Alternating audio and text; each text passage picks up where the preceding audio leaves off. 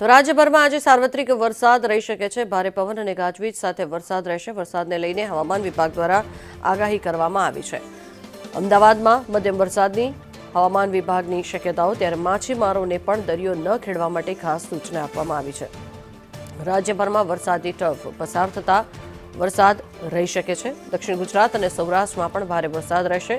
ઉત્તર અને મધ્ય ગુજરાતમાં પણ મધ્યમ વરસાદની હવામાન વિભાગે આગાહી કરી છે। ત્યારે આજે નવસારી, વલસાડ અને દીવમાં પણ ભારે વરસાદ રહી શકે છે। દાદરાનગર હવેલીમાં પણ યલો એલર્ટ આપવામાં આવ્યું છે। ત્યારે દ્વારકા, પોરબંદર અને રાજકોટમાં પણ ભારે વરસાદ રહી શકે છે।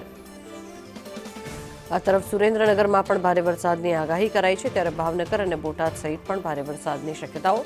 બનાસકાંઠા અને સાબરકાંઠામાં પણ ભારે પવન સાથે વરસાદ રહેશે। પંચમહાલ, પાટણ અને મહેસાણામાં પણ ભારે પવન સાથે વરસાદની શક્યતાઓ જોવામાં આવી રહી છે। રાજ્યભરમાં સાર્વત્રિક વરસાદની આગાહી આપવામાં આવી છે। સાથે જ કેટલાક જિલ્લાઓ એવા છે કે જ્યાં ભારેથી અતિભારે વરસાદ આજે પડી શકે તેવી સંભાવનાઓ વ્યક્ત કરવામાં આવી છે। આઈએમડી દ્વારા જે મેપ તૈયાર કરવામાં આવ્યો છે તેના મુજબ નજર કરીએ તો અમદાવાદ સહિતના વિસ્તારોમાં સામાન્યથી મધ્યમ વરસાદની આગાહી આપવામાં આવી છે। ત્યાં કોઈ એલર્ટ જરૂરી એવા આપવામાં નથી આવ્યા, પરંતુ ગાજવીજ સાથે મધ્યમ વરસાદની આગાહી છે। ત્યારે ઉત્તર ગુજરાતના ભાગોમાં પણ બનાસકાંઠા, પાટણ, મહેસાણા સહિતના તમામ જે વિસ્તારો છે ત્યાં સામાન્યથી મધ્યમ તો ગાજવીજ સાથે વરસાદની આગાહી આપવામાં આવી છે। સૌરાષ્ટ્રના ભાગો છે જ્યાં સૌરાષ્ટ્રમાં પણ ભારેથી અતિભારે વરસાદ કેટલાક વિસ્તારોમાં પડી શકે તેવી સંભાવનાઓ છે।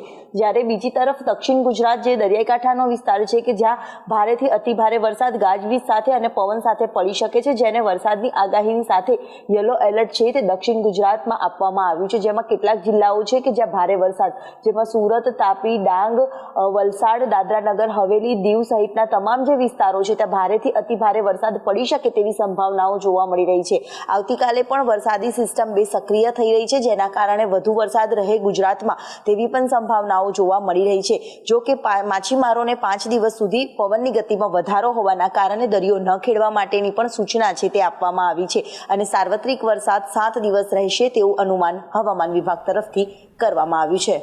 કેમેરામેન ઉપેન્દ્ર ત્રિવેદી સાથે દિવ્યા ચૌહાણ, સંદેશ ન્યૂઝ, અમદાવાદ।